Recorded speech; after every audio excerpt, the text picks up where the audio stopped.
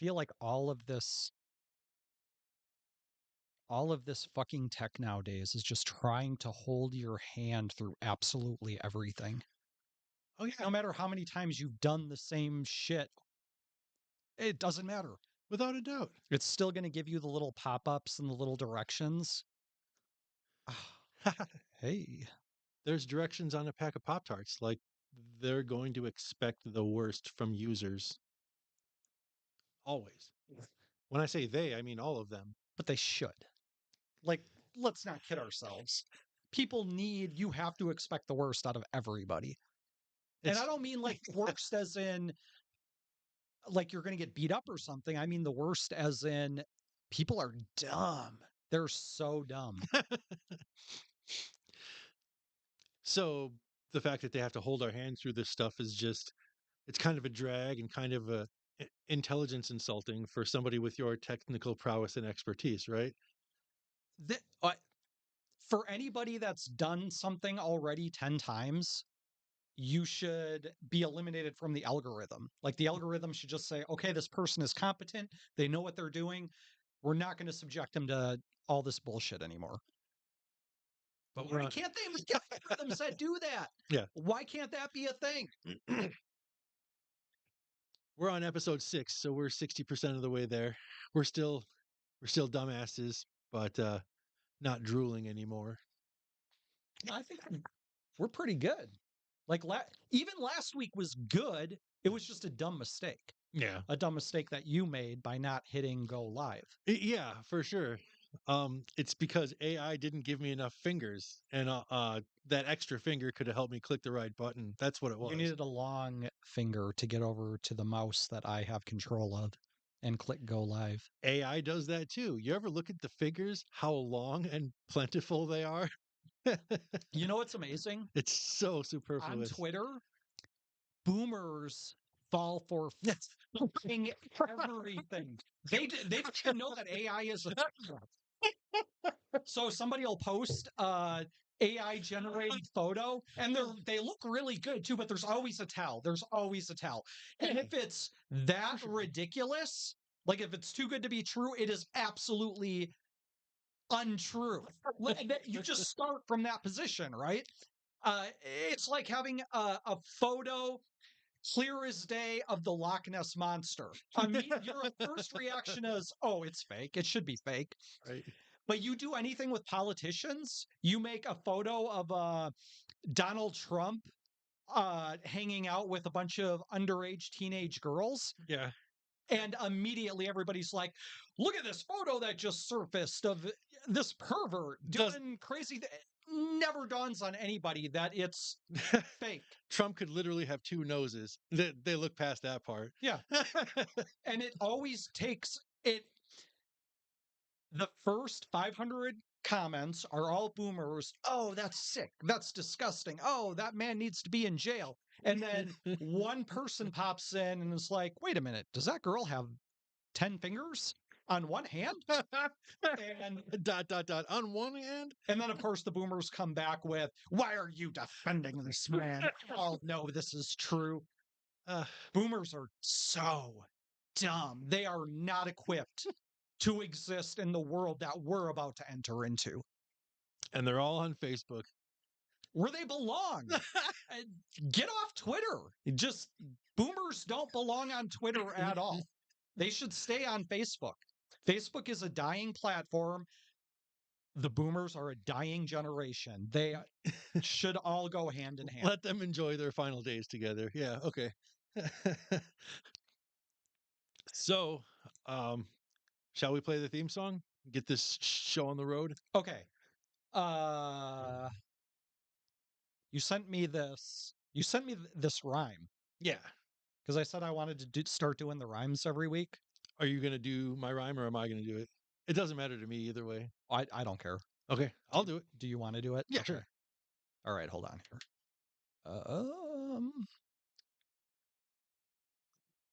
Okay, ready?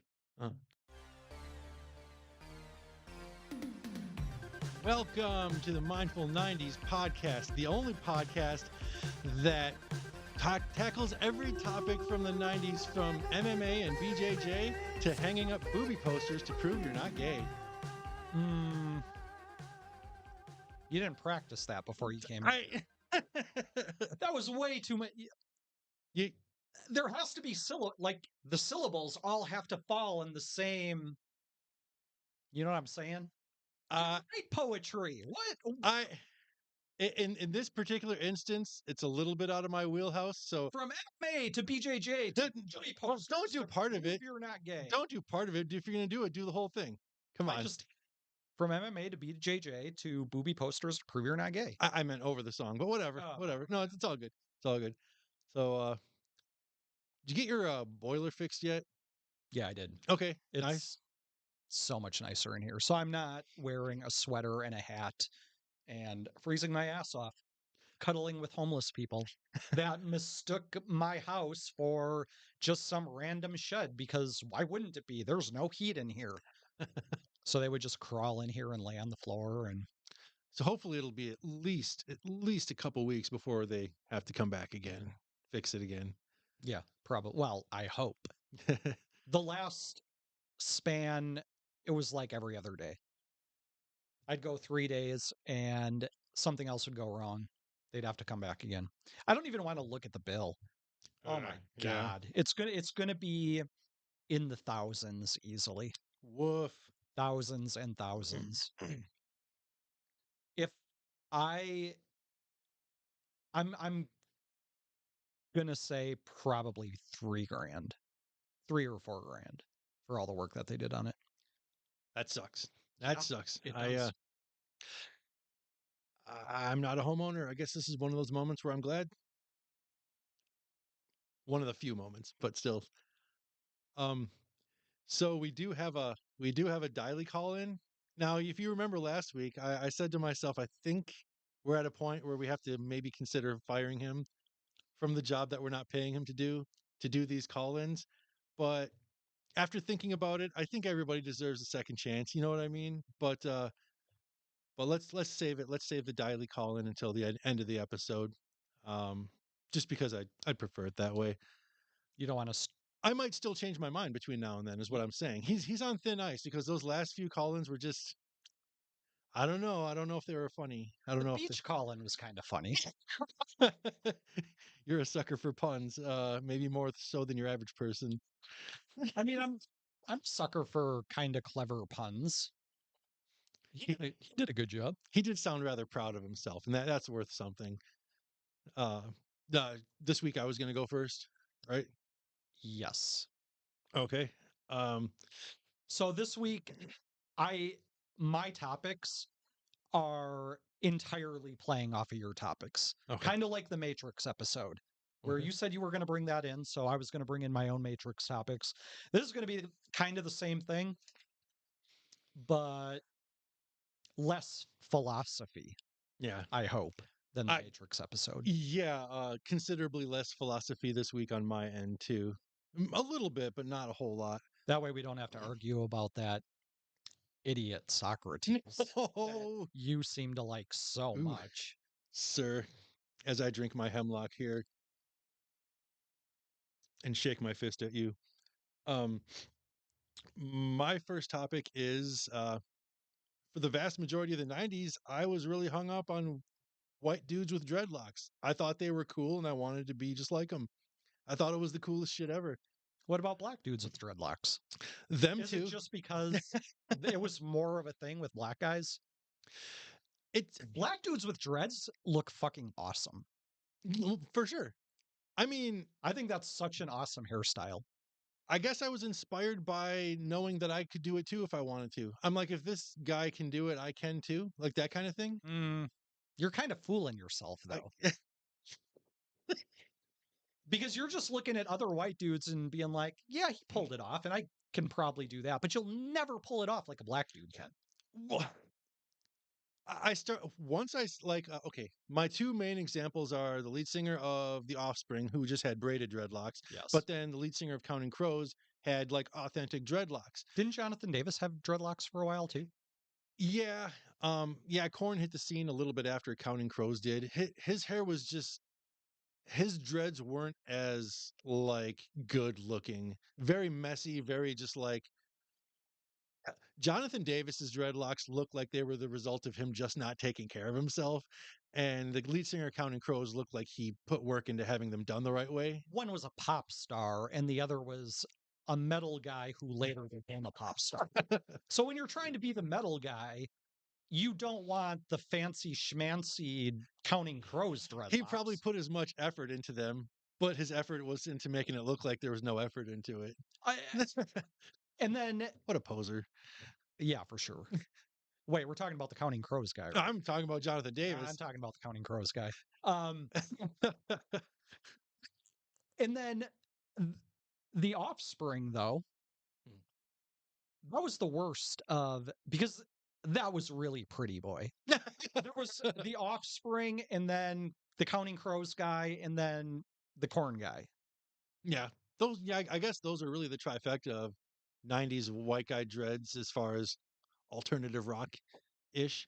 Yeah, I didn't even think about Jonathan Davis coming into this episode. I was mostly thinking about okay, you said Dexter from Offspring was kind of Pretty Boy style. Yeah, it kind of was. I didn't look at it that way. I was when I discovered them, it was 94, so I was 12. I When you just thought, discovered the Offspring. yeah, that's when I discovered the Offspring. Actually, crap. I guess I discovered Counting Crows at almost the exact same time. I honestly didn't make that connection until now. I discovered them like at the exact same time. But you fell in love with one set of like dreads and not another No, I liked Adam from Counting Crows is better. I like them because they both. weren't because they weren't braided or what? Yeah, because they seemed more real. They seemed more. You can't just take them out at the end of the day, not without a whole lot of work. Um, I would start to have conversations with people about like, how did he do that? I thought that trying to dread your hair didn't really work when you were a white guy with white guy hair. And at least one person started telling me, oh, they take camel crap and cow crap and mat it into the dreads to get it to be that way. So that must be what the lead singer of Counting Crows did. And I'm like, really? I I thought never people used honey and things like that. I never knew if people were messing with me for the longest time. Wait, you believe the cow crap thing? I left it open to I left it as a question mark. And then a week or two ago, I was talking about how when Google came out in early 2000s, all I did was Google things to try to get answers for the things that I've been questioning my whole life. That's one of the things I Googled in the early 2000s. Do people use camel crap to dreadlock their hair? The results were mixed. It's like, yeah, I guess people used to do it in some cultures a long time ago, but now that we have these things called hair products, we don't really need to do that anymore. But it has been I would have loved to see your early 2000s Google searches. I would I would Like too. naive I Andy, would too. like now having the internet access that he needs to decide if something is bullshit or not. Is Michelle Tanner from Full House really two people? Like these are the things that I needed to know answers to. Was Joey an uncle or was he just a friend? Like a lot of people call him Uncle Joey. He wasn't an uncle. It was Uncle Jesse and Joey. That's how it was always said. I keep telling people this. It was Uncle Jesse, comma, and Joey. Whenever I hear somebody say the phrase Uncle Joey from Full House, I want to knock their drink out of their hand and say, "You're a fool." Yeah, he was just some loser. that That's is literally what it was. that is a topic that I'm going to get into so much when I bring it in. It might be all I bring in that week is Joey Gladstone and just I think my topic will be Joey Gladstone, wrong, wrong, wrong. Just everything about You couldn't get away with doing a show like that with the friend who's just hanging out in a house full of like little girls. That yeah, would just be kind of weird. right. He was the nicest guy in the world and he was super helpful, but Those are all red flags. You do not want that guy. I was going to say it's just not a good look, but yeah, red flag is Mm-hmm. yeah, on top of red flags, on top of red flags. And he's all into like kid shit, like cartoons and Mr. cereal and puppets and yeah. cute voices, cute faces, cute puppets. Talks about wood all the time. Not around my daughter, she don't. Mm. So anyways, back to camel crap. Um, yeah, uh, people did it, but the people who were trying to Wait, who convince, did it? like far off cultures back in the old days, Like in the Middle East? before there was hair products in Africa, I'm sure, yeah, Huh. as a way of getting it might not have been, it might have been like for the first creation of them, or possibly even the first week or two, once they like set and Why they're don't like they just stuck use together. like mud? Like, why are they using shit? Mud might not be as sticky. I, I guess I didn't look into it that far. You All should I have looked into it more because now I have to Google shit after this podcast. I'm going to be on Google all night. Did people really use Google's going to start flagging you for suspicious activity. that ship has sailed? Googling what people do with shit. Um, yeah, people who were trying to convince me in 1994 that the lead singer of Counting Crows must have used camel dung to get his dreads to be like that were either super dumb or thought I was super dumb. Because I'm like, yeah, I'm like 99% sure there's other stuff you Yeah, can who would use. believe that? I would never believe that. Yeah. So yeah, white guy dreads. I thought it was cool beans. I thought it was divergent and unconventional from the norms, and I don't know. The aesthetic was cool. The way they flip and flop around, I'm just like, yeah, something about that is kind of neat. But it's kind of neat if you're a musician, not if you're just hanging out somewhere. Like if you're waiting in a grocery store line or something, they don't look as cool. Yeah. And my mom was pretty big on not wanting me to do stuff like that. And I don't want to get into that this exact moment. I'm going to wait until I volley it to you to talk about hair stuff for a while. And then She didn't want you to get into doing cool things with your hair or what? definitely, definitely, She just at least a couple reasons why. she thought you were going to be a chick magnet and some girl was going to swoop in and like steal you away. Okay, there's 3 reasons why. Um, yeah, that's I guess that's the meat and potatoes of what I wanted to say for that topic was just I was kind of obsessed with white guy dreads. I just thought, and like you said, what about black guy dreads? Yeah, they look fucking cool too. Yeah, except you're not black though. That's the problem. Like a lot of black dudes just look good too compared to like white guys. I mean, let's be Sure. honest. We got nothing on looks with black dudes. The first time I ever mentioned thinking that dreadlocks were the coolest thing ever in the presence of Bob, of course, he just had to turn to me and scoff and say, "Oh yeah, every white man's dream to have a black man's hair." Rah, rah, rah, rah. And then he like walked out of the room, and I'm just like, I think Bob Marley looked cool as shit when I was a kid. My dad he used to listen to a bunch of reggae, and like a lot of those reggae guys, I thought just looked cool. yeah, sure. You know, something Never else. wanted to have dreadlocks.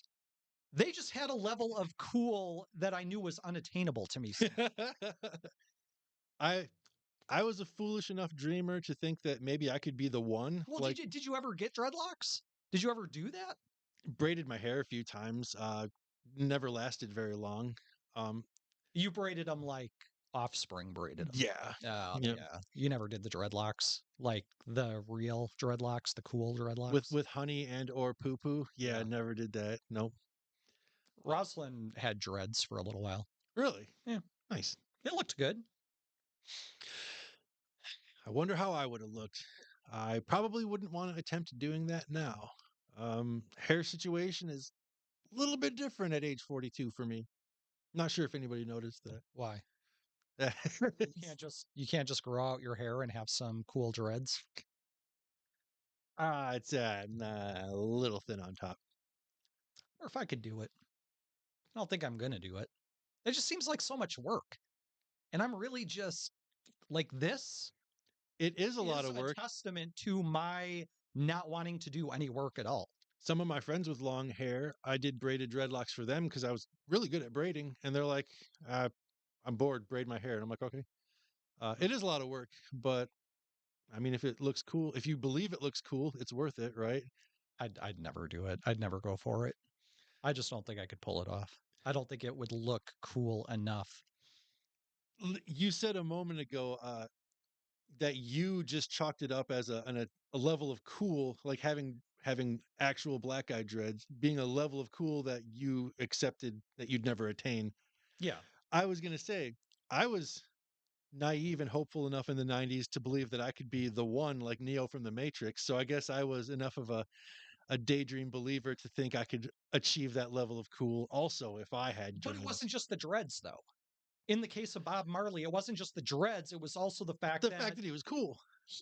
he would sit up on stage and play reggae and play guitar and sing and smoke weed and Talk about uh, how the government sucks, I believe. yeah, talk about shooting the sheriff.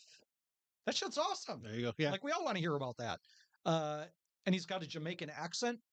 There's just a bazillion layers of Bob Marley's cool that is unattainable. Not just his hair, Sure. but everything else that went with it. Maybe my mindset was fake it till you make it. Maybe once I had the dreads, the cool would fall into place. Like a guitar would just suddenly fall into your know how to play it, start speaking in a Jamaican accent. Yes, and the chicks would see me and whisper to each other, "Is this guy cool? He must be. He has dreads and a guitar." And then, like I said, it would all fall into place In after the that. 90s, that's probably all you needed. Dreads and a guitar. That was that was probably the best puss magnet you could ask for back then. And talking about how misunderstood you are all the time. Yeah, absolutely. Writing bad poetry and Make sure you always bring that guitar to parties that you go to. That's important. Write this down. Write this down, 90s Corey. Just go back in time and slip that note to your old self, your young self. I was doing just fine without all that. I didn't need all that. I had my personality. You just wooed all the chicks by telling them about how cool this new thing called UFC was that you had discovered. How Yeah, did I woo any chick? yeah, baby. And I then would this have to think sumo about guy. that. This, That would be a good topic to bring in. How we picked up chicks in the 90s. That would be a really good topic. I'd have to think about that. I'd have to call ex-girlfriends and be like, what kind of shit did I say to you back then that, let me touch your boobs or whatever it was? I'd be really curious because I don't remember that shit. what's your wild guess for what you think the number one answer would be? Because I know what mine would be. For how I got chicks? Yeah. Honestly, I think it was just from having like a bad boy persona. I That's think that's really what it was. Because I was the kid in school who didn't give a fuck Mhm. about teachers or homework or grades because it wasn't a front. I really just didn't give a fuck. I didn't want to be there. And for whatever reason, they were attracted to that. And I had long hair back then. And It took me until 10th grade to get to that point. I was actually on a roll for junior high and then B's and C's in ninth grade. And then after that was when I started to not give a fuck. yeah, you start to realize being on the honor roll it doesn't translate into anything useful for your life. I didn't like my peers. I'm like, other honor roll kids suck. I'm like, I want more distance from them. Here's step one in getting that distance from them. I wouldn't know. I was never on honor roll. There's no way. My number one guess would have been just confidence. So it's basically the same as what you said. My guess would be, I don't know, you just seemed really confident. It works. That's what they said to you? They thought you were confident? That I've been told that once or twice, but I hear it all the time. Just in conversation about how does a guy get a girl when he doesn't have this, he doesn't have that. Money, looks, success. Yeah. So everything that's you. How No does money, no looks, no success.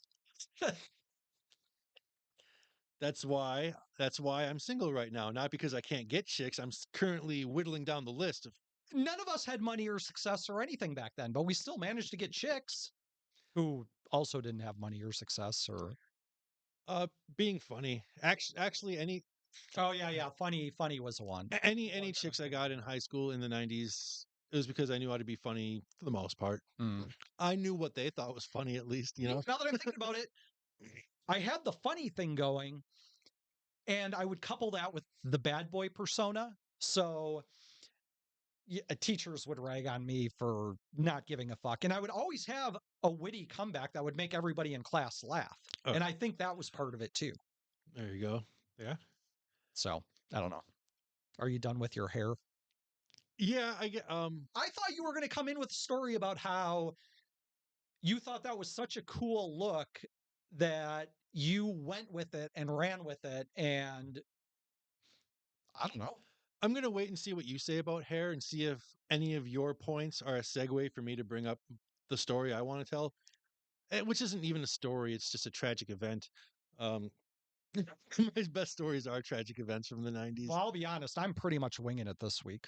Okay. I had literally no time to actually put a lot of effort into any of my topics. Too busy tweeting your opinions about Taylor Swift at the Super Bowl.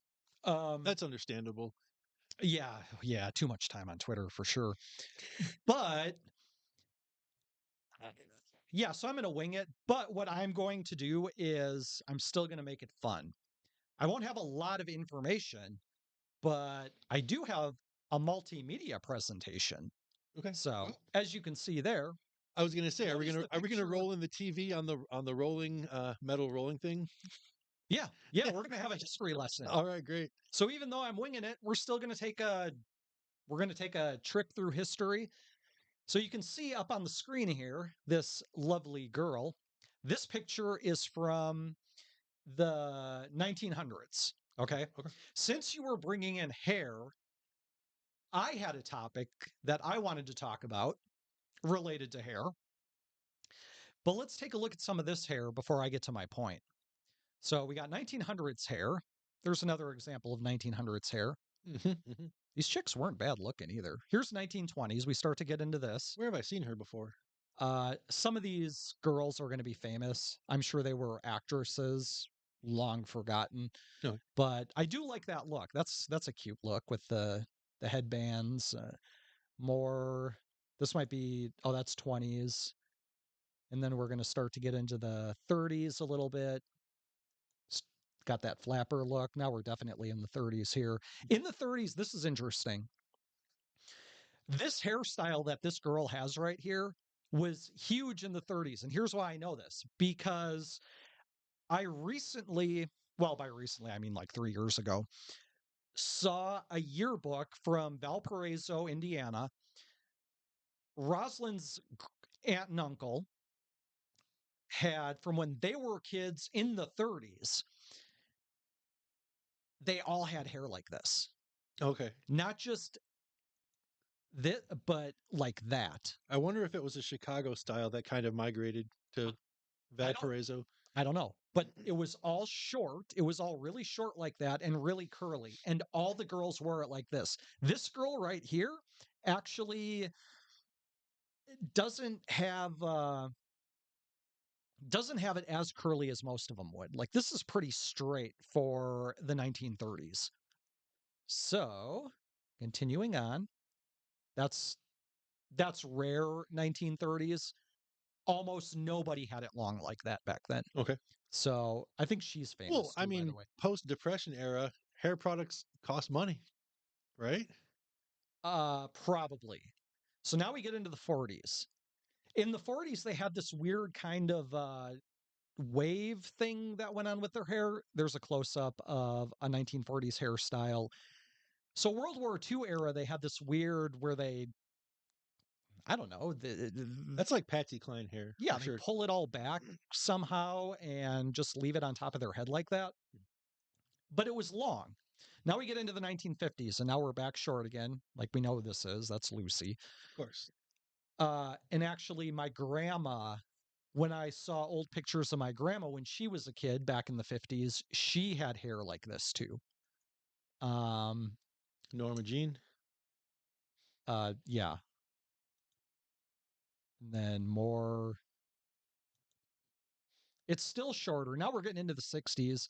The 60s, they start to curl it, and they do weird things like this. That's Loretta Lynn hair. Yeah, big hair became a real thing in the 60s, and then hair like this. And that's still big. But look at all the work that they're putting into this. It takes a lot of time in front of a mirror to do this to yourself. And not just this woman here, but all the decades preceding this. The amount of work that they put into their hair is crazy. Then we start to get into the 70s, and they got this curl thing. The hair curlers came out, and they started doing all the weird curls. That 70s show, what's his name's sister, totally had that hair. Yeah, yep. And then there's that hairstyle, which actually looks pretty cute, but That's like late 70s, early 80s, I would say. That's sure. like some Knots Landing, Dallas kind of stuff. Yeah. Still a lot of curling going For into sure. this. More curling. Uh-huh. Then you start to get in the 80s and you start to get Uh, shit like this. oh, yes. It's all poofy. It's a ton of hair gel, hairspray. Girls in their yearbook photos, the hair doesn't even fit in the picture. Yeah. And it doesn't look good. The 80s, I would say, are the worst decade for hair at this point.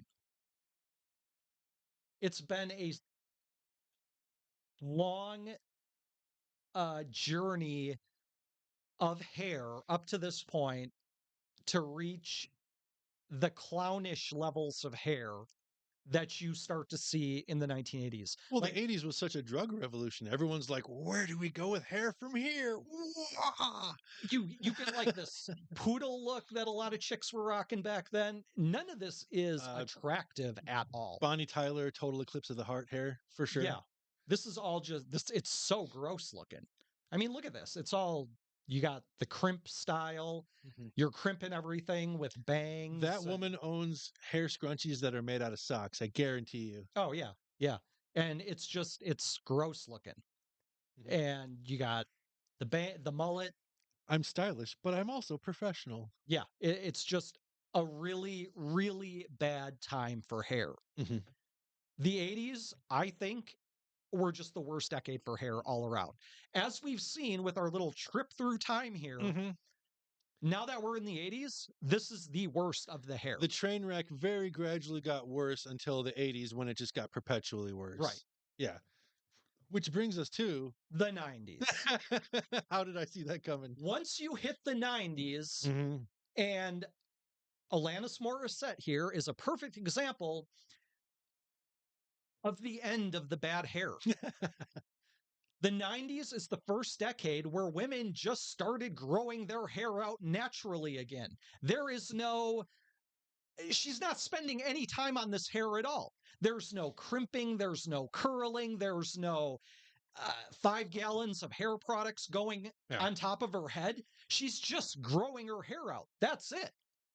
For one of her music videos, I want to say ironic, she put her hair into like 5 braids. But guess what? You put in 5 braids, you take them out. Takes a couple minutes. What made me think of this? It's not a gallon of watching the ironic video, and I specifically remember thinking that as a kid, watching that video and thinking, wow, nobody does anything with their hair anymore. Like pop stars don't do anything with their hair anymore. We just came out of the 80s where every chick pop star had the wildest hair ever. And then you get to the 90s and then you get into the grunge era and this is what you get. But there's more. Here's Cindy Crawford. Again, there's nothing that went into this hair at all. She just grew it out. She might run some hair gel through it and just to get like kind of a wind-blown look. Clearly not as crafted and curtain-esque. Yeah. There's no work that goes into this at all.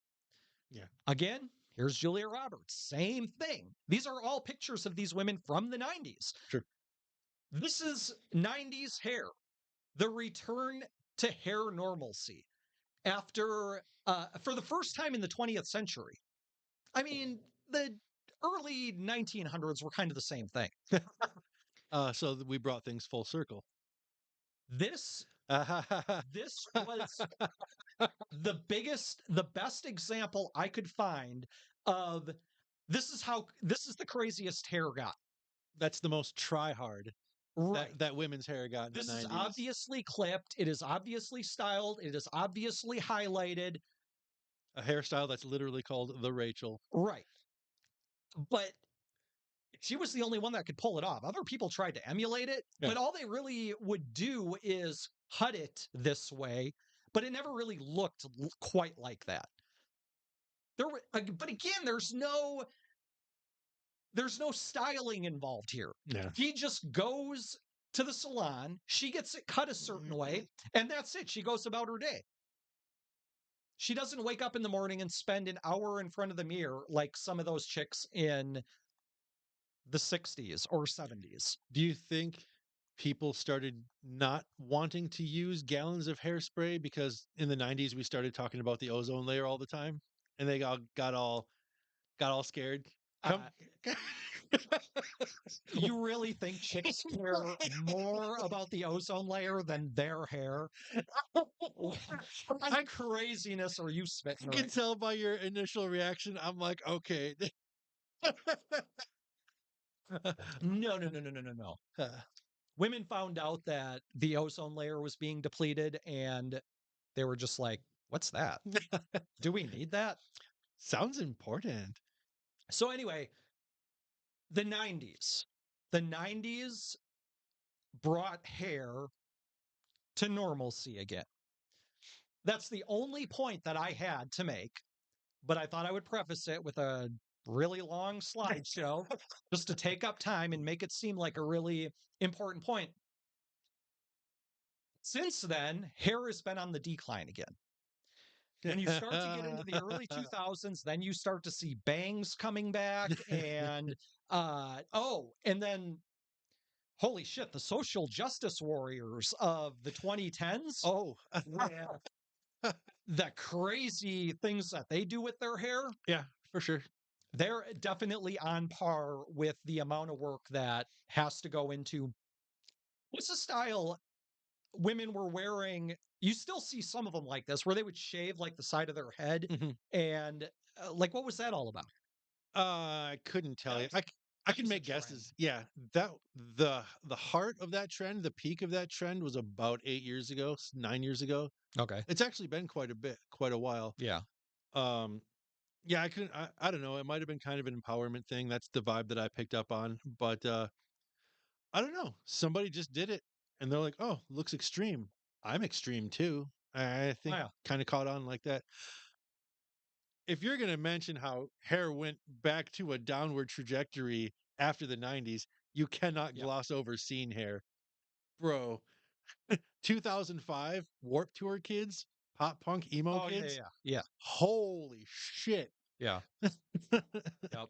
That should that I'm glad you didn't make that a slideshow. I might have actually keeled over from fucking laughing. Bro. So yeah, 90s hair. 90s was the return to normalcy for hair.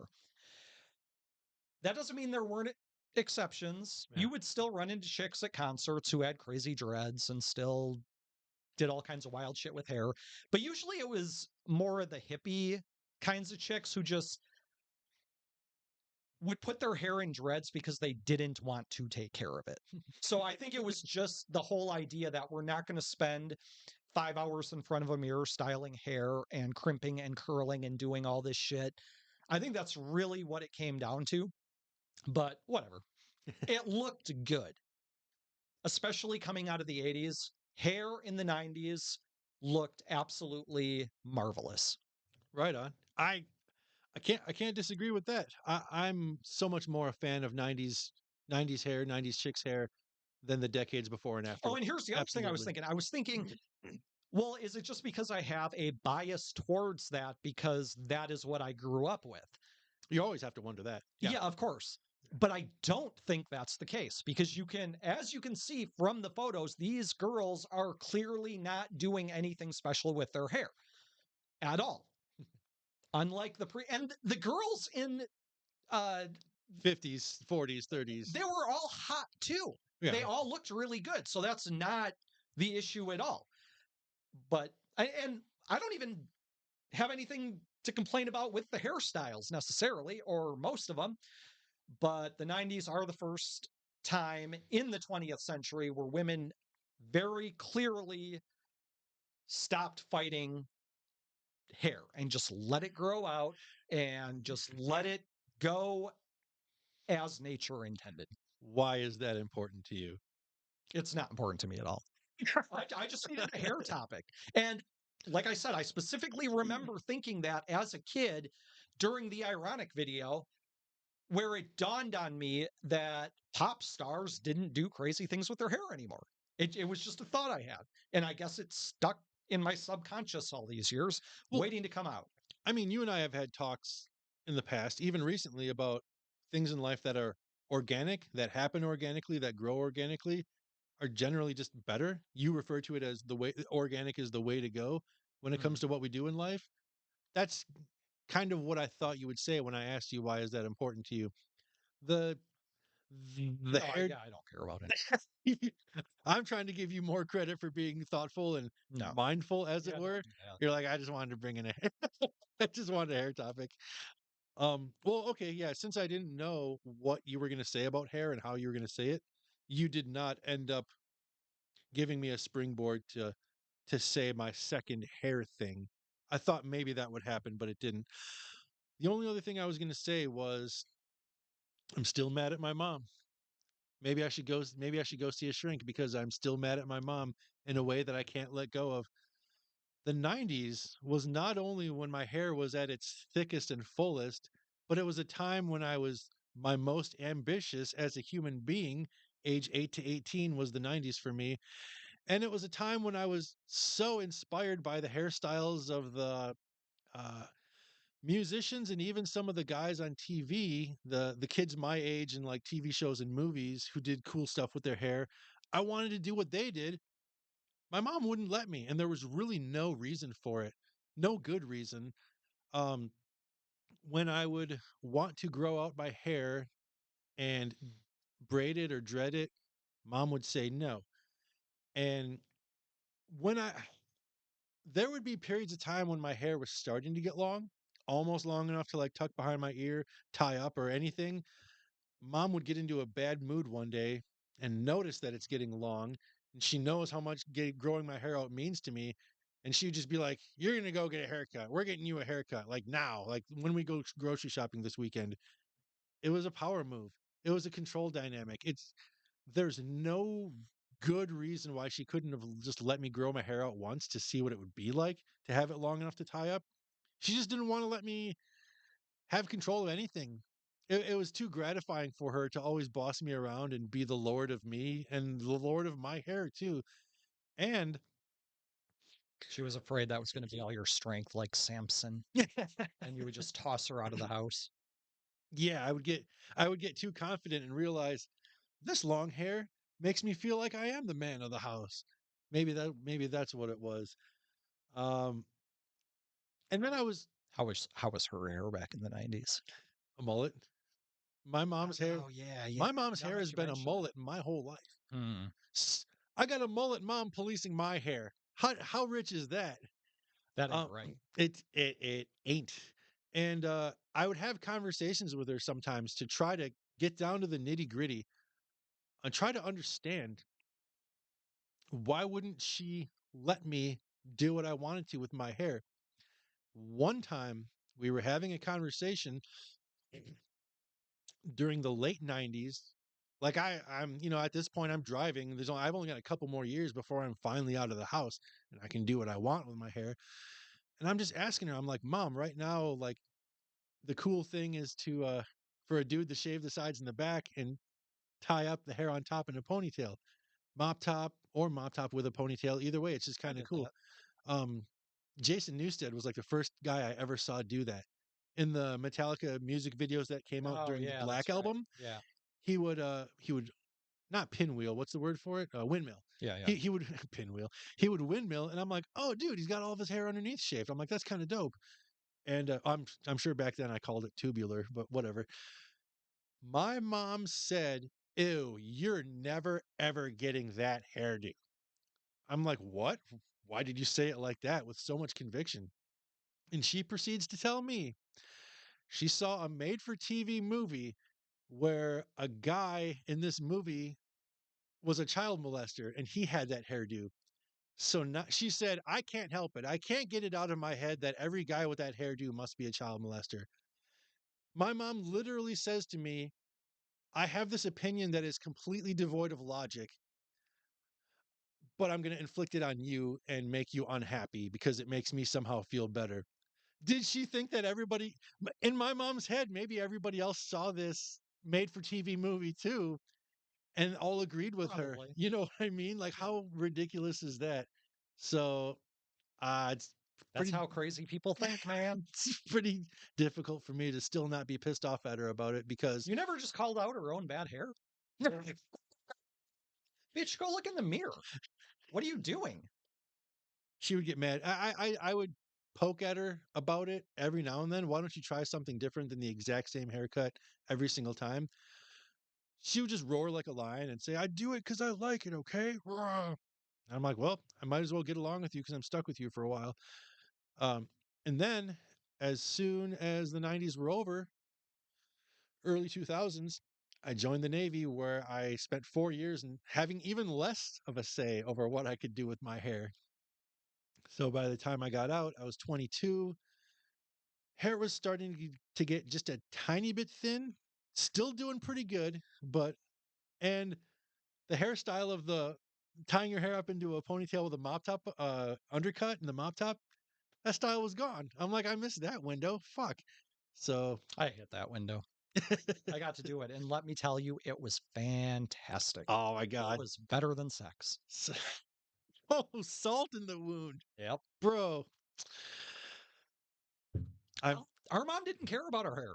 I'm She sure didn't you give a shit what we did with it. I'm sure you made it a point to bang these chicks with like a fan going so it would blow the mop top and give you the full experience of letting the chick know I have this hairdo I wouldn't even because I'm I cute. wouldn't even enter the bedroom unless they had a fan running. That was part of the deal. Your mom was fine with you doing whatever you wanted to do with your hair. Yeah, absolutely. And I did that with my hair. I shaved it underneath and had it long on top. I also had it where I think I had everything shaved except just my bangs. So I had just like this much hair, and it was probably this long too. And it was like everything from like here back was completely shaved. When I told you a week ago, next week I'm going to be bringing in topics that are related to bad 90s hair, and you said, "Oh, I might piggyback off that." That's literally the stuff I thought you were going to talk about because you said you hated when new metal started. Yeah. I'm like, oh, he's going to talk about coal chamber hair. He's going to talk about crazy town hair, the frosted tips and the Liberty spikes. I'm like, Corey's going to go to fucking town on this stuff. Uh That's what I thought. not exactly. we I we could bring that in as part two some other day. well Might be fun. because I plan on talking about that stuff eventually. But it all sucked for a different reason, not necessarily their hair. Like new metal just sucked for other reasons. Yeah. New metal. But I there was that crazy hair. And you would go, here's the other thing too that I almost forgot. Another point I wanted to make. All of the chicks that we saw who just naturally let their hair grow out, that was a theme in the 90s. From the mid to late 90s, though, dudes, like you would go to concerts and dudes would have the wildest hair. Like sure. they were the ones that had the crazy hair. But again, it was never anything that you had to put a lot of work into. So Sometimes it was the lazy braids where it's just two locks of hair that they would spin around each yeah, other yeah, and then tie it off. It's like, yeah. you lazy fuck. I had zero respect for dudes who did the twist faux braids. But my hair had been probably every color that dye comes in at some point or another. Blue, green, uh, pink, whatever. Like it was all kinds of different colors. I had all kinds of crazy shaved long combinations Well, for the I'm latter part of the 90s. well, I'm so happy for you that you got to express yourself. Yeah, and the thing is, my hair's not thin enough to where I can't still do that if I wanted to. If you wanted to, like, I could cut all of my hair off and just like make a wig and present it to you, and you could do something with it. Christmas is only 10 and a half months away. I'll keep that Just- in mind. Yeah, just throwing it out there. You have to cut all this eventually. So just a real quick side note. You watched The Office, right? The American Office? Mhm. Did you watch it all? Well, I mean, I saw a couple of seasons of it. I never got way into it. The first season was only like 6 or 8 episodes. And then season 2 started, and you're like, wait a minute, Steve Carell has thicker hair. What the hell? How does that work? I've eventually Googled it. He got that hair treatment done where they literally take hair follicle by follicle from other parts of the head, underneath and behind, and transplant them. How how freaking long must that take? And how much money and how many appointments do you have to make? How intensive is the process? You know what I mean? To do hair Would transplants. you do something like that? If I had enough money, yes. Would you really? Yes, sir. I would never. Oh my It God. wouldn't even. Well, easy for you to say. But I mean, like, I don't care enough about hair. I never have. And that's really the irony, isn't it? Because You did the fun stuff because it was more about being carefree than fulfilling an urge. You probably made all of those decisions flippantly. Like, yeah, I did. your friends Absolutely. Well, I your- was a teenager. your friends like, Every dude, what if your decision hair was flippant. pink? And you're like, what if my hair was pink? Yeah, exactly. That's literally all it was. We would have nothing to do and we'd be sitting around and my buddy would raid his mom's hair dye and we would get high and he would dye my hair just because we literally had nothing better to do. Sounds like fun. It was fun. And then when your mom would see you with newly pink hair, she would say, She wouldn't, she probably commented and said something. Yeah. But it was never anything like, oh, I don't like that, or whatever. My mom didn't have a mullet either, so she wasn't just. I feel like if you're somebody who just walks, especially if you're a woman who just walks around wearing a mullet, it is like a lightning rod for just pulling negativity out of the atmosphere and just consuming your soul. That's the impression I get from your mom. She was just all like, she's just 100% negativity. you know who Couldn't else? appreciate. You know who else back in those days rocked a hell of a mullet? Toby Keith. Rest in peace, my brother. I'm 100% kidding about that. Oh, he died. That's right. He Yeah, died like recently. 2-3 days ago. That's funny because I just His, tweeted about his mullet in the 90s was ferocious. It was, he saw Billy Ray Cyrus and he's like, hold my beer. all those country guys had crazy mullets back then. Toby Keith might have been number one. Listeners, please chime in. If you can point me in the direction of a more ferocious 90s mullet than Toby Keith at his peak mullet days, I want to see it. I just have to make sure I don't have anything in my mouth at the time when I see it. Speaking of people chiming in, anybody say anything? In the chat, yes. If your hair doesn't nap, you don't you have to rub like 2 sticks and dirt in your hair to get locks? I think the cow crab, camel crab stuff was for the purposes of extra stickiness, just because it was more helpful.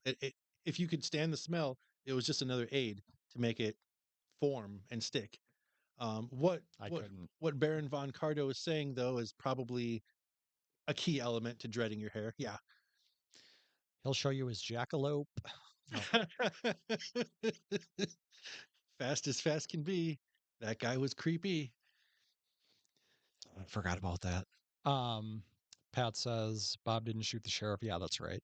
Yeah, he just sang about the sheriff getting shot. He only shot the deputy. Fem mullet. Yes.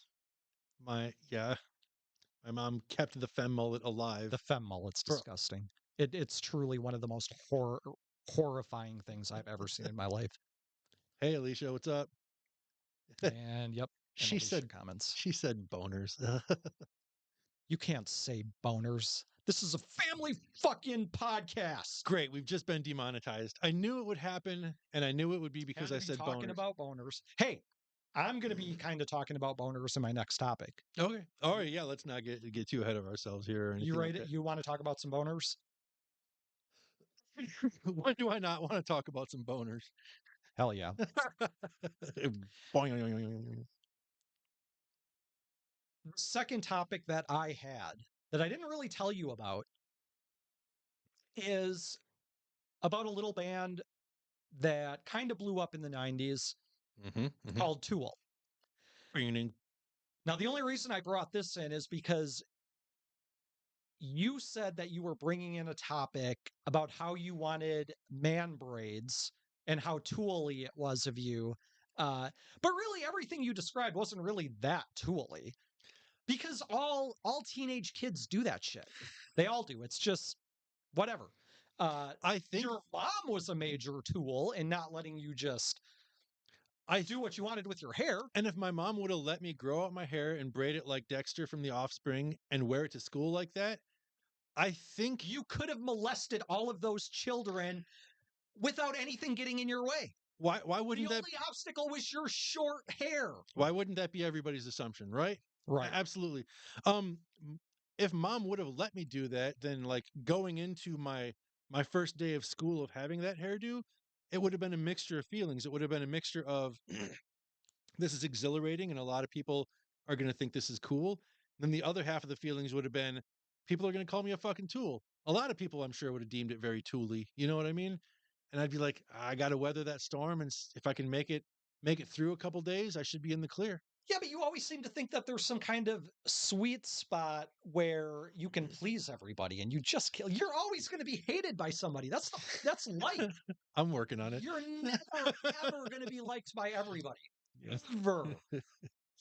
Anyway, so my topic. You said Tool, and it reminded me of something that I told you quite a few years ago. I remember telling you this story. I don't remember what the context was. Whatever, doesn't matter. It's back in the 90s. It must have been around Halloween.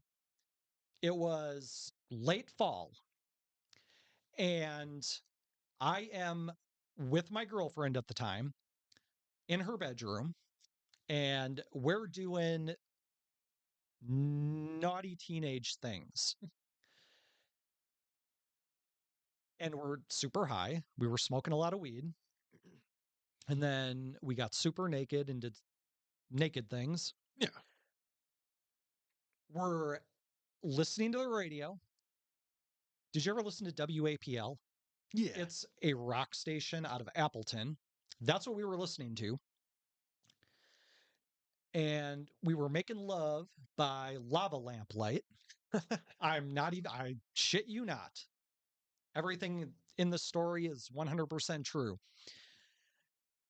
As we're doing our thing, I noticed this song that comes on the radio that just captured my attention. Not at first, but it was a song I had never heard before. This is truly how you discovered Tool? No, this is how I discovered this particular album. Okay. So this must have been 96, because this album came out in 96. And I had never really heard anything quite like it before. And it completely distracted me from the girl. So bad that I had to stop and what I was doing and tell her that I just wanted to listen to this song. And she's just like, what the fuck are you? Did not understand what was happening. And this particular girl talked a lot. Like, she was always talking. Very annoying, especially during this song. So I had to shush her a couple times on top of just being like, all right, you lay there and wait. I'm going to listen to this song because I'm just completely captivated by it. It turned out to be the song Stinkfist by Tool. Nice. How they were playing it on the radio back, I don't ever remember it really being on the radio after this particular moment, but they must have. This was the first time I had ever heard this song. By chance, was it after 9 or 10 p.m.? Because they lax the rules a little bit sometimes. I honestly don't remember. Okay. It was dark out, but I don't know what time of day it was. So this girl is sitting there like beside herself, like, who does this? You're just gonna just stop in the middle and sit here and listen to the radio? She was getting the lava lamp mambo, and now She wanted an explanation, which is even worse. And I was just like, shh, just wait. I just want to listen to, like, I'm not giving her any explanation except to say I wanted to listen to the song. And I'm just like, listen to the song. When it's over, fine. So Stinkfest. I didn't even know it was a Tool song because Tool had released Undertow in what, 92? 93, yeah. Something like that. And they were definitely more of just kind of a metally, grungy sounding kind of band. This didn't sound anything like anything that would come off that album. Yeah, so I did not recognize it as Tool. Yeah, they at all. stepped it up more than a notch. Yeah, for sure. So by the end of the song, of course, I had an interdimensional boner. This is where boners come in, I guess. I had to fit that in somewhere, right? I said I'd talk about boners. Like an interdimensional boner that the girl had nothing to do with. Now, this was just all Tool. And I was like, holy shit. That was really fucking good. Had no idea who it was. So the girl was finally like, well, are you done listening to the song? The song's over. But still, I had to be like, no, wait, we have to find out who sang the song. So I put it off even more. And folks, there was no Shazam back then. But by then, she was just pissed now. And she's just like, all right, fuck it. Whatever, blah, blah, blah. She's all mad. And I'm just like, I don't fucking care. Women have been mad at me my whole life. This ain't new. I want to hear who this band is. I had to sit through like 2 other dumb fucking songs. Counting Crows was probably one of them. Oh, you bitch. And if it was APL, finally, it was probably AC/DC and Guns N' Roses. Yeah, they played a lot of that dumb shit. Counting Crows wasn't that bad.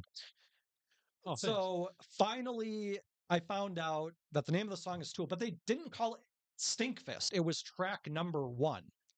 Because I think you can't say Stinkfist on the radio for some reason. Come to think of it, I'm pretty sure that there's a Tool music video on MTV in the 90s that when that little MTV credit is there at the beginning and the end, it was just called track whatever.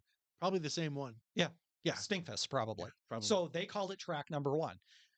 And so first of all, I was blown away. I was like, wow, that was Tool? That sounded nothing like the Tool of Undertow. Right. And the fact that they just called it track number 1, I thought that was the name of the song.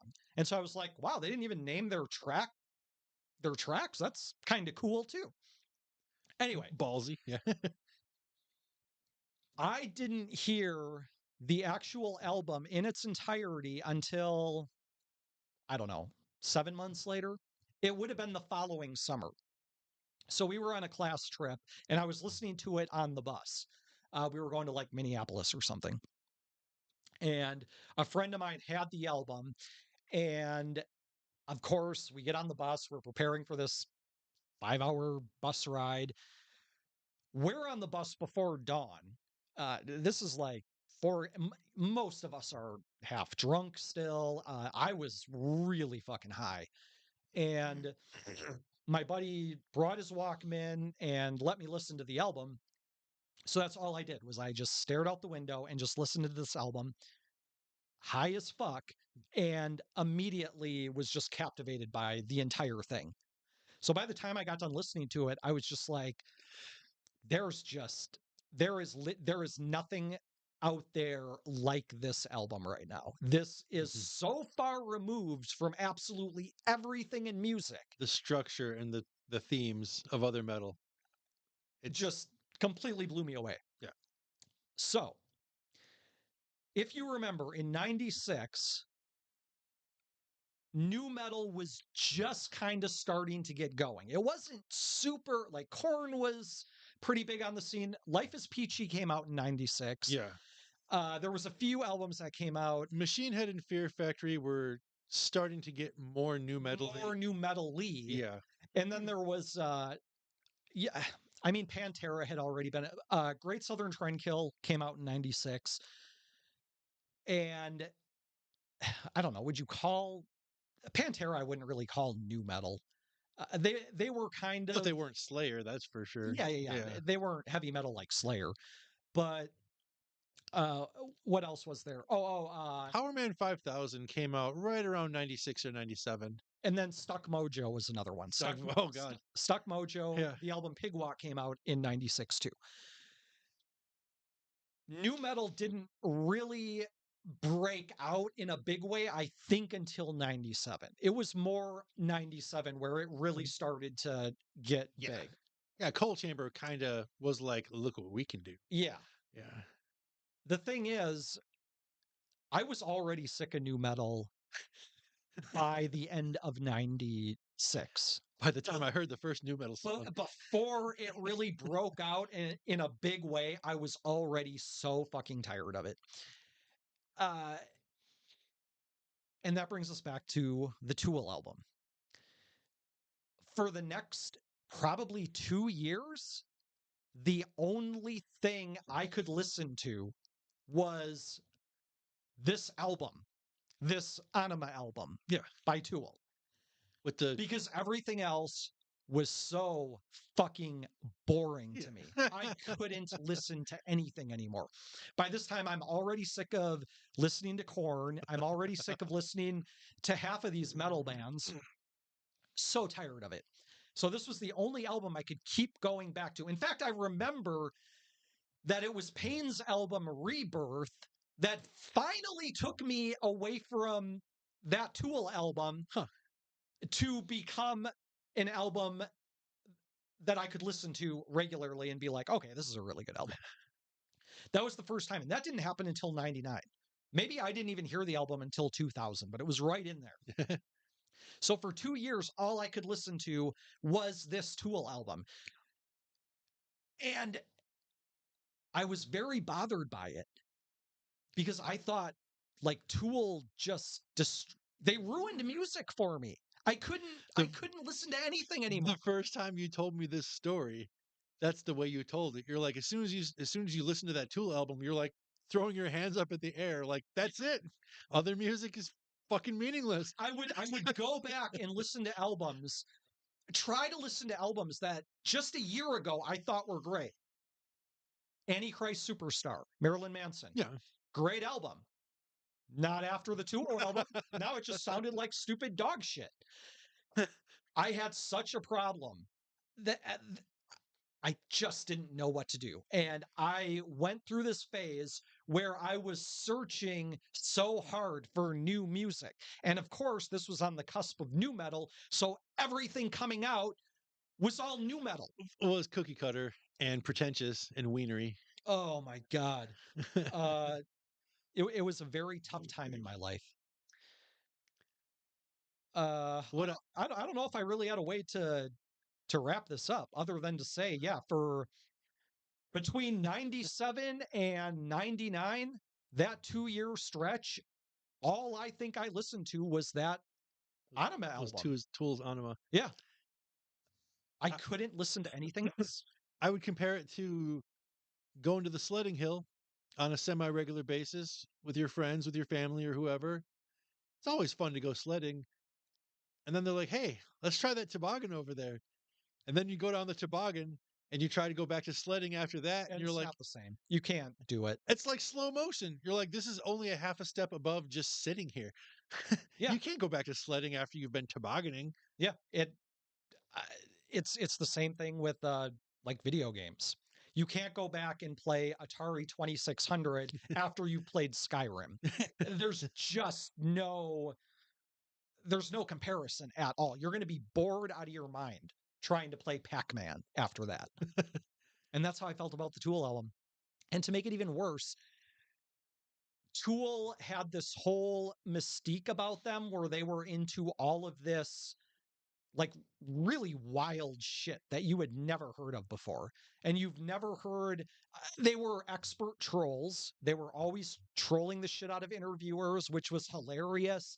So they had this persona of just being otherworldly, or at least into otherworldly types of things, and then trolling the shit out of heavy metal magazines and interviewers. It, yeah, everything that could possibly make a band cool, they did it. The music and then their personalities. And the fact that they just fucking didn't give a shit Yeah. about anything. Right on. Which is like the true metal ethos, or it should be. But you have all these guys in the metal scene who very obviously give a shit what people think about them, and they're How a lot tough of they come across. yeah, they're all just tryhards. Yeah. Tool literally just didn't give a shit at all. Mastodon does a pretty good job of not being tryhards, just kind of Mhm. doing their thing. And I comes- think a lot of people are good at that now, yeah, but I think in the pop music culture of the 90s, when it was still all about getting signed by record labels and trying to put out a platinum album and trying to appease the media gods so that you could get the proper interviews or get your videos on MTV. of course. It was all a dance and a game back then. Even Slipknot wasn't immune from that, Right. which But Tool was. Tool just didn't give a fuck. you need more proof that they don't give a fuck. Even when they're one of the premier biggest metal bands on the face of the planet, they're like, we think we're gonna go 14 years without putting out an album. Yeah. That's dedication. And they know they can put one out and people are going to ravenously consume it, Mhm. and they're going to sell out arenas for the tour the next year. They Yes, know sir. this. They're in no hurry. They don't give a shit. I've seen Tool twice, and one of those 2 times we were at the same show. The first time I saw them was at Ozfest. Okay. So that was back in the 90s too. And I saw them at Summerfest in Milwaukee with Big Business opening for them. So they went to that Ozfest. It was Tool. It was Motorhead before Nice. Tool. And then it was Ozzy, of course. But before Motorhead, it was new metal band after new metal band Oh, after yeah. new metal band. Static X and Holy System fuck. of a Down back when no one knew who they were. Yeah. Soulfly, stuff like that. Yep. Oh, yeah. Well, I actually went out and bought the System of a Down album after that Ozfest. Because they're fucking insane. Yeah, because they're great. And no one else sounded like them. And Yep. they were great. Yeah. Yeah, because they were more of like a punk metal, had a punk metal sound going on. It wasn't. Yeah. It wasn't With shitty Linkin Park or Limp right. Bizkit. Yeah. But- how would you describe System of a Down? Like they almost have hints of like cabaret or whatever you want to say, like the weird diggity diggity diggity kind of stuff. Yeah. No, yeah, it's no, they're awesome. uh I didn't want to like it. Armenian folk music. Yeah. That's really what the scale is like. I didn't want to like them at first, and then when Toxicity came out, and I didn't buy the CD, but I'd be constantly hanging out with friends who were playing that CD. I'm like, I can't deny every single song on Toxicity fucking rules. I'm like, okay, I didn't want to like these guys, but they've won me over. They're just that good. The time that you and I saw Tool in Milwaukee was Halloween, and Adam dressed up like Dwight Schrute.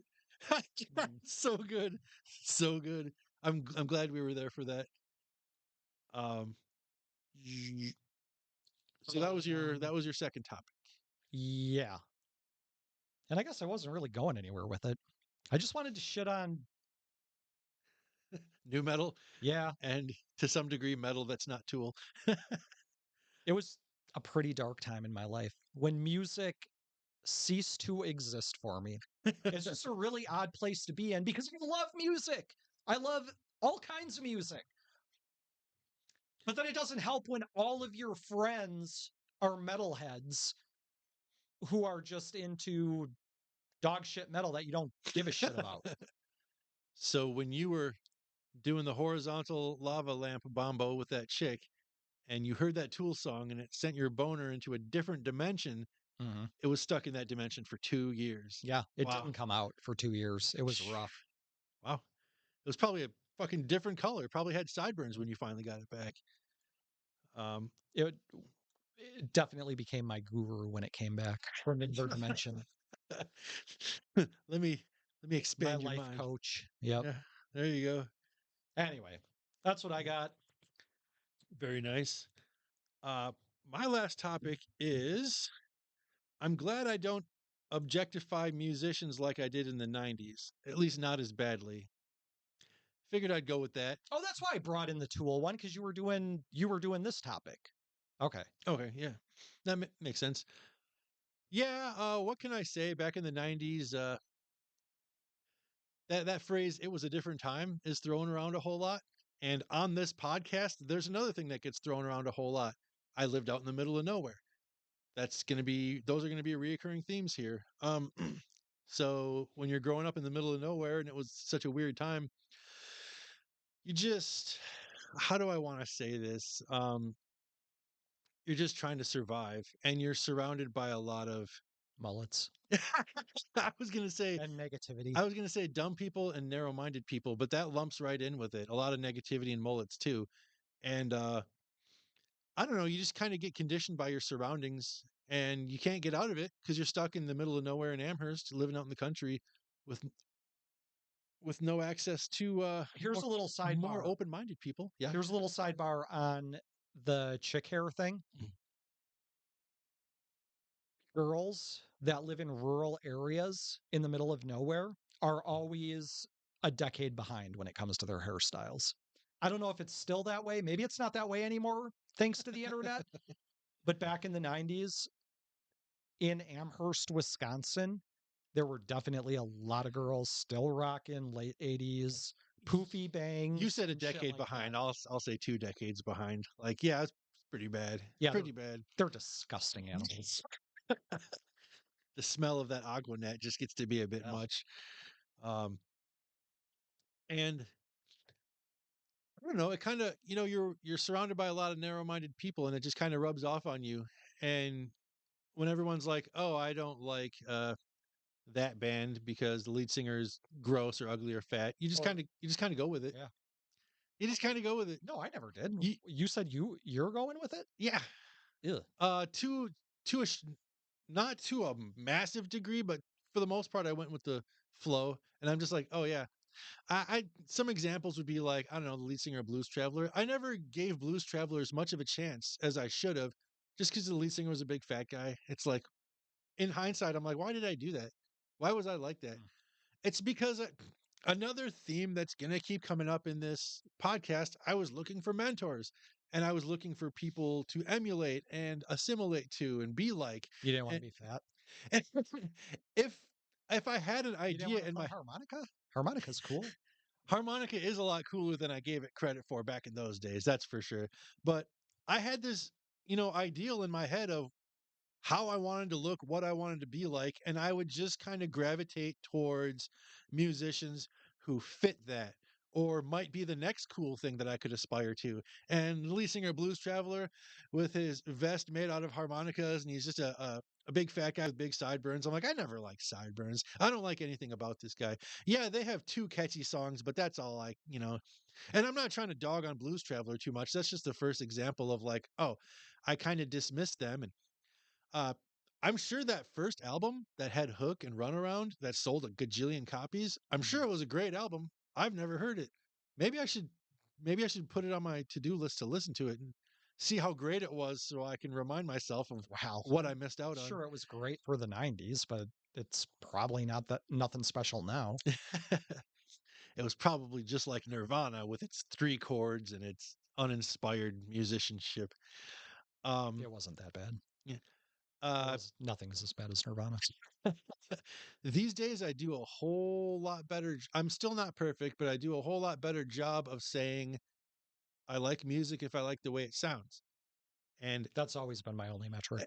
I was gonna say any other way of looking at it is dumb and wasting your time and being foolish and missing the fucking point. Like music because of the way it sounds, art for art, Yeah, and now that you bring it up, like I alluded to earlier, a lot of my friends are metalheads, which doesn't help that they were all listening to new metal, or a lot of them were.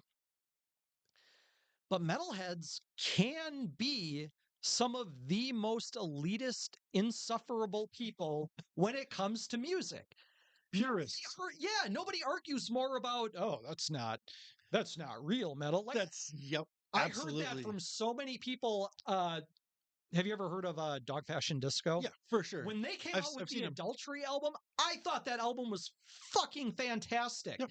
And all the hardcore metal people that I'm friends with are like, that's not real metal. I'm like, I don't give a fuck. It's a good album. Who cares? 9 to 5, 9 to 5 at the morgue. Um, Yep. and I used to get dogged on quite a bit if I ever let slip that I like Tori Amos. I think she's a great musician. She can make her music. So sue me. You know, people used to dog on me for that shit all the time too. But yeah, to piggyback off what you're saying, I have only ever liked or disliked music based on how it sounds. So I started to do that in the 90s, but I was still like Counting Crows. It was the first time I ever truly loved a band despite not uh, while not worrying at all what my friends had to say about it, because I discovered them kind of in the late spring, and then it was that summer of 94 I bought the album and absorbed it because I just listened to it over and over again and I knew it by heart. And when I came back to school the following fall, it was 7th grade, I finally had a locker. I had managed to get that Rolling Stone magazine with Counting Crows on the cover, and I put that up in my locker. And people, I should see if I can get that again and put it up here because this is my locker right now. I could, filling it out quite a bit. yeah, I don't know how much more you can see. I could cover You can Boomhauer's see Golf Weird Club. Al if you move your arm. Oh yeah, oops, that way. Um, and people, people see what's in each other's lockers and kind of make their little comments. Oh, that's cool. Oh, that's not cool. Oh, who the hell is that? I had peppermint schnapps in my locker. And some other kids in your grade had BB guns in their lockers. My brother, excuse me. Oh yeah, that's right. I That forgot was about that. God. He's a genius. That Anyway, was that was that was pretty funny. I laughed about that shit for because my brother got in trouble for that shit too. did he? Yeah. Oh God. Um, and I at that point I was like, I love this band so much. I don't care if more than 50% of people say that band's not that good. I'd be like, I don't care. This band fucking rules, and if you don't get it, you're dumb as shit. Um, anyways, but still in the 90s, it was really difficult for me to get past my tendency to objectify and rate music on things other than art for art's sake. I objectified women singers all the time. Okay, so I okay, definitely did that. you're guilty of that, just No, like but it had nothing to do with their music. Their music was either good or bad. I could take it or leave it. But if the chick was hot, I would definitely tend to think more highly of her music than if she was less attractive. I think that definitely played into some kind of bias. another Tori thing. Amos is a redhead, and I adore redheads. So It's that it's might be actually part of it. funny you mentioned that because I was gonna say another thing was, does the way this singer or band member look remind me of somebody else that I know who I don't like? Hmm. Eh, that's the dumbest shit in the world, but I don't even think that's exclusive to the 90s or people who live out in the middle of nowhere. I think people just do that because sometimes they can't help it. Um, you mentioned redheads, Bonnie Raitt. Bonnie Raitt was that lady who, in the 90s, I couldn't tell if she was 30 or 70, and it was a little bit off-putting. But the thing that really sucked was she looked very similar to like the ladies my mom knew from work and my mom's boyfriend Bob, like the ladies that were the wives of his friends from Yeah, work yeah, that I would yeah. meet. Sure. Bonnie Raitt reminded me of all those ladies, and I didn't like any of those ladies. I thought my mom sucked and Bob sucked, I so can see obviously the that. company that they kept were also people that sucked. Yeah. So Bonnie Raitt reminded me of them, and I didn't really give her a fair shake just because of that. In hindsight, I didn't give her a fair shake because it's country, right? country rock, yeah. I mean, her first hit was Angel from Montgomery, which is totally country. But then all of her 90s hits were on the pop radio stations, but with a country twang. So yes and no. Um, let's give them something to talk about, that kind of stuff. Yeah, Uh, that's all I know of her. it's difficult to get past that stuff. But these days I'm pretty much good to go. I love Bonnie Raitt. I actually saw her live in 2019, I think. It was awesome. Um, it's difficult though. It's difficult to get outside of those conventions of something as dumb as judging a musician by their attributes. When you're in Judging the music by the way they look as a person or yeah, the way they act. exactly. And I'm not even talking about judging their style because, the style is part of the art, but like how they look. Bonnie Raitt was a redhead that happened to look like my mom's friends. That's not part of her artistic intention. It's just, it is what it is. You don't think she was going for the trying to look like the every woman, like this office secretary? The You don't silver, think she was the going silver fox twist because she always had that strand, that whatever you call it, the streak of silver in the red. Yeah, I don't know. I'm sure the look was on purpose. Oh, I'm oh, sure yeah, she was trying to yeah. appeal to a certain mulleted demographic. That's entirely possible. Um, I uh Ann Wilson from Heart. I'm like, yeah, but her sister Nancy is hotter. And here's the thing, though. I had troubles figuring out, do I like the Heart songs that are sung by Nancy better because I think she's hotter than Anne, or is it because I genuinely thought Anne's voice was like gaudy and always sounded like she had something caught in her throat? Same with Melissa Etheridge. I didn't like her voice because it was gaudy, and I'm like, what am I really judging here? Is it that's where you get a Is gray it area. the lesbianism or is it the singing? That's where you get a gray area between who they are and what they're doing with art. Um, it got a little confusing sometimes. As I think back, I'm like, I don't really know what I was thinking. I was just kind of going with it. And the one of the points I'm really getting at here is, if I could have like lived in a bigger city where I had access to more different kinds of people who I could talk to, maybe I could have made friends with and hung out with some more open-minded people who could have bestowed the simple wisdom on me at a younger age. It's okay to just like music because it sounds good. Really?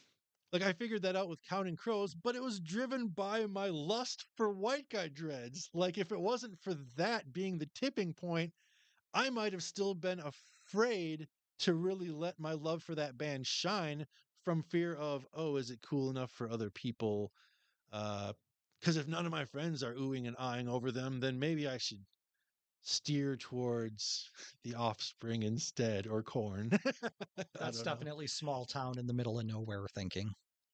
It That's why people stay there, man. That's why people grow up and die in exactly the same place. I could have been better. I could have. I wonder how much cool music I missed out on because of not listening to enough college radio and then being like, oh, that band is different. I'm going to delve into them. Like, that should have been my forte as soon as like Weezer came out, as soon as Hum and Space Hog came out. I loved the College Station. That was the only thing that I ever listened to on the radio. I was, I think now that I'm really stopped thinking about it, I think I was still a loyalist to MTV because MTV gave me so much in the early 90s that thrilled me.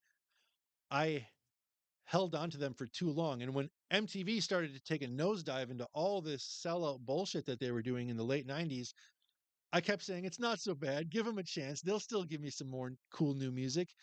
As soon as as soon as it became obvious that MTV was selling out, I should have flipped a switch and been like, I'm going to be a college radio guy now. I'm going to be that guy who starts to listen to Dinosaur Jr. and everything else that my friends know nothing about, because that would be the cooler thing to do. And I was late figuring that out Well, but here's the other thing, though. because I didn't have Yeah, anybody to tell me any better. but there's a lot of cool shit that you discover, but 90% of it is dog shit. No matter where you go, there's going to be some, but No, I no, mean, no. 90% of everything that you will hear on the College Station is dog shit. And really? It was true back Really? then. It's true today. 90% is. I mean, look, I haven't listened to the radio at all at this point, even the college station, for probably 15 years. So maybe it's different now, but I would say from 92-ish to, I'll say 2010. Mhm. In that era, I listened to a lot of college radio. I only knew of college radio because our dad used to listen to reggae every Sunday because they had reggae night, and they had a metal show for a long time. Oh, I can't remember what it was called. On 90 FM? Yeah, Metal Thunder. Metal Thunder. That's what it was. So that was something that I thought was really cool. But when you listen to just the general programming, 90% of it's dog shit. But it's the 10% that keeps you around, ready to discover the next thing. I wasn't thinking right at what you were saying. I thought, for some reason, I was thinking of what you were saying in terms of when you listen to the weekday daytime stuff when it's free form. And every college student has a 4-hour block where they're just playing whatever is. Yeah, the general programming I, stuff. I thought you were saying, like, if you listen to 4 hours of straight alternative rock, 90% of that is dog shit. It is. You still think so? Yeah, absolutely. 90%? Yes. Mm. You Uh, don't. I mean, only 10% of it is worth going out and buying the CDs That's what I of mean. those bands. It's only 10% of it is worth going back and listening to again a second time. I wouldn't say the rest of it is all dog shit. Some of it's filler, some of it's mid, but Well, to not me, terrible. to me, mid is the same as dog shit. Okay. Because if it's not something that I'm going to invest any more time in, I don't give a shit. Now who's the elitist? I'll wear that badge all day. But this isn't about you being an elitist. This is about me being a narrow-minded, objectifying bullshit idiot. So, is it worse to be that or an elitist? Oh god, being an elitist is the worst. Mm, It's because it's harder to unlearn, can I be. believe. Here's I the think it's thing. harder to unlearn. I think I'm an elitist about a lot of things. Here's the difference, though, with me and other elitists is I don't feel a compulsion to make sure everybody knows that I only know the best stuff or listen to the best stuff. Or it was funny. Uh, my brother a couple of years ago, he was here and he's like, "Hey, have you ever heard of this band King Gizzard and the Wizard Lizard?" Oh yeah, yeah, yeah. And I was just kind of like, yeah, they've been around forever. I've listened to them, like I've heard a million of their songs on the college station. Very familiar. I like them a lot. They're one of the bands that I would put in that 10%. They're a really talented band. Now, I didn't go out to my brother right after I heard this awesome band and was like, "Hey, I discovered this new band." Uh, I just kept it to myself. Mm. Maybe I have to let my elitism shine more. Maybe that's the problem here because That's I'm the not lesson here. sharing all of this great shit that I'm consuming or exposed to with other people. Mm. I don't know. So You can be an insufferable elitist. That's what I was saying. As long as you're not insufferable about your elitism, I think people will appreciate that you actually have some good stuff to share with them. right on, right on. So last week's episode, after we did it, I had to go back into YouTube and chapter it, and I'm listening back to what we're saying, and about 3.5 minutes into the episode, we were talking about booby posters, right? And We were talking about it the week before, and then it got back into booby posters. yeah, and I said, what I said something along the lines of, well, you said you don't want your family to think that you're gay. That's why you have the booby posters. And I said something along the lines of, yeah, and that's important, right? And as I'm watching that, I suddenly perked up and I'm like, oh God, that could be taken out of context. Somebody might think that what I'm saying is, oh, he thinks it's important to not come across as gay because being gay is bad. And I'm like, oh God. And then I worried about that needlessly for a while. I'm like, I don't need to defend myself, but I will gladly clarify. Like, I was talking about, like, in the time in the 90s, that was my experience. I was surrounded not only in my own house, but just like in Amherst altogether by people who are narrow minded like that. My experience was going to be easier if I made sure that they knew that I wasn't gay. Not that, you know what I mean? Like, it sucks to say that, but it was a different time. But there were gay people in Amherst. Yeah, absolutely. And there were Well, gay yeah, I musicians, and there guess were gay musicians that I liked. I and- guess that some of them got dumped on by the rednecks quite a bit, but right. yeah, but who didn't? So did I. I mean, and I I- wasn't gay at all.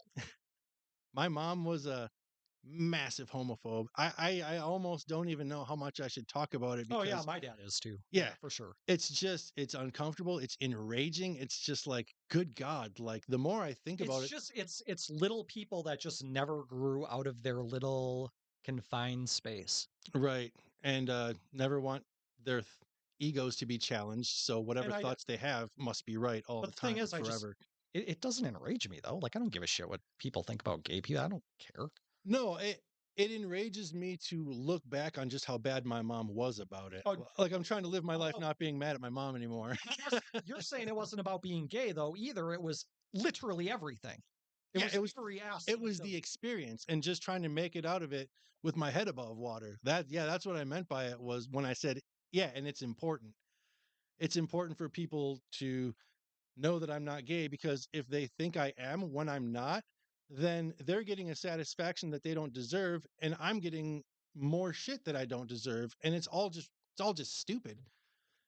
And again, I'm going to bring it back to should have been banging more ladies like this guy. Nobody ever mistaked me for gay. I don't know, when you stopped banging that chick because a cool song came on the radio, and you wouldn't explain to her why you weren't doing her anymore. It probably crossed her mind. She was Maybe just he another one. If she didn't like the circumstances, she could move over and let some other girl there. I don't care. maybe he just decided he likes dudes. That's I definitely liked those dudes singing that song in that okay. moment. Okay, yeah, there you go. There you go. Um so yeah, I guess I could just go on and on about how Well, I but just you know, if people don't like you, they can clip shit like that. yeah, yeah. Yeah. People can take stuff out of context. When People this love to take stuff podcast out of is context. getting 1 million downloads a week, there's going to be shit like People that. are going to go back and dig because they hate us the same way, like, But you got to like lean into it. I hope that happens. I want to be able to shit on it on Twitter. I want the fighting. I love that shit. you're hoping to be big enough someday that people will dig up your tweets from 9 years ago. Yes. Because That's what it comes down to. you'll Because wear at it as a that moment- badge. At that moment, I'll know I have made it. You'll wear it as a badge right next to your heavy metal elitist badge. You can start a sash. You Yeah. can start a flare, a sash full of your flare of badges of being an elitist and whatever unsavory things you get called out for. That's not a bad thing. I'll put everything like right up here, like a wall, Hall of Fame wall of fame. There you go. Anyway, Yeah. So I guess that's what I wanted to go out on, is just I could go on and on forever about the themes of, I wish I had grown up someplace where I had better influences, better mentors, not so much like confinement, and just like not so much a mulleted mom who wouldn't let me do what I wanted to with my hair. Just, man, I'm hoping that as every episode passes by, listeners get a better idea of just how much my balls were in a vice grip throughout all of the 90s. And I was just looking for a W anywhere I could get one. yeah, but uh, you're not beholden to any of that anymore. Now you have your whole life to just unwind and read self-help books until you feel better. But my hair isn't the same. It doesn't matter. doesn't it though? I I'm if anybody can tell me how much it costs to get hair follicle treatment work done the same way Steve Carell did, go ahead and drop those numbers on me. I want to know. I want to know what we're looking at here. What about the hymns, hair stuff? YouTubers swear by it. Wavy, do you know who Wavy Web Surf is? No. He does internet. Well, no, he does a lot of outside internet. He's one of those guys though that does that kind of content, Mhm. and he swears by hymns. And you go back and you look at his old videos from a few years ago, he was losing a lot of hair. But now his hair looks nice and thick and rich. Almost as good as mine. Not quite, but I don't know if hymns will do this for you. But Ah, I just don't know what to believe anymore, man. if you ever just want to reach across and just like feel, I'm not gonna say no. Because I don't know what I would think if I were in your position. Oh, P.S. One other thing I was going to mention, and I guess this doesn't really tie directly into anything we talked about, but kind of tangentially. Bob, my mom's boyfriend, who lived with us, he would sometimes do projects in the garage. You know, that's guy time, fixing whatever, tinkering with whatever. He That wasn't gay. I'm pretty sure he wasn't, but I don't know. He was banging your mulleted mom though. Red flag Yeah. on top of red. Yeah. So when he would do stuff in the garage, he had a boombox and he had a cassette tape holder. Did he listen to really old country? That guy only had tapes of 4 different artists, and I don't know why. Was didn't one of them George Jones? No. Oh, I would think he'd listen to George He Jones. had 2 Jeff Foxworthy comedy albums. 2 of them? Yeah. Mm. You Might Be a Redneck If and Games Rednecks Play. Mm-hmm. He had a few Alan Jackson tapes. Oh yeah, I would guess he was a country guy for sure. He had a lot of Jimmy Buffett. Like more Jimmy Buffett than the other 3 put together. He had a lot Doesn't of Jimmy Buffett just have one song? right? He had like Were they all remasters of and live versions.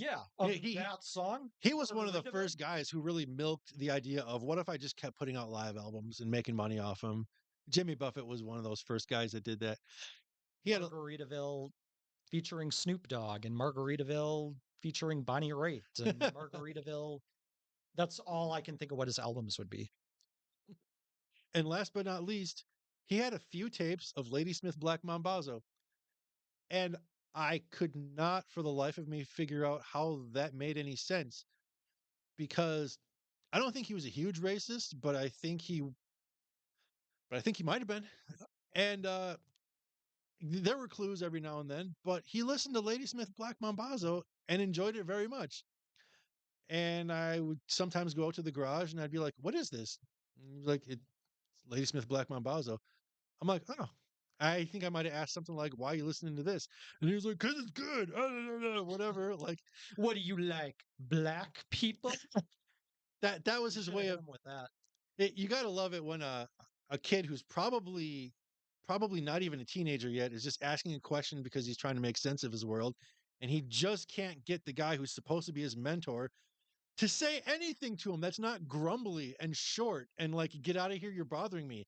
Just fucking explain why the guys that did the Lifesavers commercial struck you as somebody that you should go out and buy the tapes of and be one of the only 4 bands you listen to. It just struck me as out of the ordinary. He never explained it. I eventually let it go. And then Ladysmith Black Mambazo, they're like an African choral group based out of Africa, but they tour in America a lot. Mhm. They came around a few times when I wasn't able to go, but March of 2020, they came to Stoughton when I was living in Sun Prairie. It was 30 miles away. I'm like, "Dude, I'm going." I went, I was front row, and it was fucking awesome. It was super awesome to be in an opera house with the acoustics of like 9 guys singing. Cool, cool, la la, cool. You know, that kind of sounding like it's just so fucking dope. It was really, and they like the banter in between songs was also really cool. And then With those accents, yeah. Hell yeah. and then the pandemic happened 5 days later. So it was the last live music I saw for like a half a year. And I'm like, right on, worth it. What a way to go out before having a break, you know? Oh man, I guess that's all I have to say. I got nothing. Any anything in the chat? Let's take a peek. See. Okay. Alicia, listening even more. Andy, whoever your most beloved role model is, whoever you've put your highest, loftiest, gold polished pedestal. That person is hated by people. Yep, of Yeah. course. Yeah, fair enough. Tool is your desperado. Yeah, that's the Seinfeld reference. Okay. Um, I thought it was a reference to the movie Desperado. Okay. and who's still in your life, Corey? That girl or Tool? That's a fair question. The universe is kind sometimes. That girl's dead, by the way. Oh, it was her. Okay. Okay. Did you know that girl? No, but you told me just a little bit about her after she died. You asked me if you told me her name and asked me if I remembered her. And I'm like, kinda. Vaguely. I don't remember her like you remember her. But Yeah. Alicia says, I agree with Corey. 90% dog shit on college radio. Yep, she's right. She knows. don't overuse dog shit to the point where it loses all meaning. You gotta call some of it mid. You elitist jerks. Is there that much of a difference between mid? Like, what's the difference between mid and dog shit, practically speaking? If you're stuck listening to it at work, can you handle it or does it make you mad? That's the difference in my mind. If you're stuck listening, as long as it's something I've never heard before, I'm fine with it. And that's what college radio is. The main reason I would listen to it is because, especially as a teenager, when I'm sitting at my house, stuck in the middle of nowhere, out in the country, playing my Super Nintendo, I was listening to it because it was all shit that I had never heard before. I knew if I listened to the rock station, it was all going to be shit I've heard a million times before. AC/DC and Metallica, they only pick 4 songs and just repeat them over and over again. Would you say Metallica is like Metallica, the dog or the Black Album is dog shit? No, I wouldn't. I would say after I heard that for the 50,000th time, it made me mad. Okay. So so by your definition, that should be dog shit. Like I would classify that as dog shit. Whereas you're putting words in my mouth. That's not what I meant. On the college station, I could listen to 100 songs, 90 of them are just not good. They're not songs I would ever go back to and listen to a second time, but they don't make me like I don't feel anything for them. It's like seeing a Dentyne commercial for the first time. I guess we all as long as I don't have to see it 50,000 times, I'm fine with it. I guess we listen to music differently. I tier the way that I listen to music. You got A, B, C, D, F. Like some music is C grade music. Doesn't mean it's dog shit. But anyways, I mean, we can argue about that forever. But okay, so Alicia agrees with you. Anybody want to throw me a lifeline and say there is such a thing as mediocre music that's okay, that we don't have to call dog shit? Go ahead. 2/3 of the people talking about this topic have already agreed that 90% of it is dog shit. So it's true. Andy, now I feel bad for making jokes about you and Bib having man love for each other. Oh my God. Yes, the jokes. The inside jokes. They're so insidey. Before we play the call-in that we got, I just wanted to say, yeah, I forgot about that.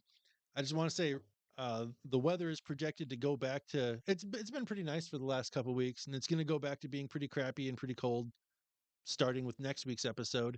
I'm going to give myself easier topics for a little while. Topics that are just as easy as here's a song I like, here's a song I don't like. And I don't have to try to remember to tie points together and come back full circle to what I started with. I'm just going to take why stress myself out with philosophical matrix topics this time of year when I can just do here's why I hate this here's why I hate this song, here's why I love this song, and just make it very one-dimensional So and very. somebody's going to sleep on the podcast. Uh, it's One- it's one a of temporary us- sellout. One of us will keep it interesting and flowing, And elitist. Yeah. as elitist as possible. I'm gonna take it easy next week and just try to.